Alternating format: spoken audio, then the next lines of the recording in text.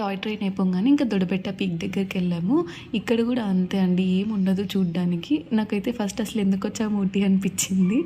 ఎందుకంటే ఎక్కడ చూసినా గ్రీనరీ, ఇల్లులు, చెట్లు, క్లైమేట్ మాత్రం చాలా చాలా చాలా బాగుంటుంది. చాలా ప్రశాంతంగా ఉండొచ్చు ఇక్కడైతే.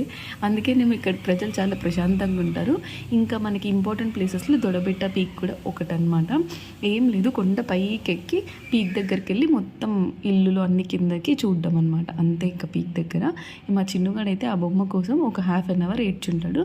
కొనిపెట్టే వరకు అస్సలు వదలలేదనమాట. ఇంకా ఫైనల్గా కొనిపించిన తర్వాతనే ప్రశాంతంగా ఉన్నామన్నమాట మేము కూడా.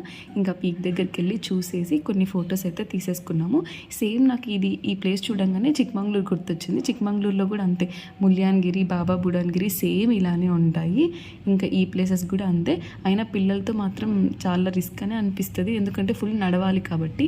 సో ఇంకా వీడియోస్ వస్తున్నాయి. So please watch.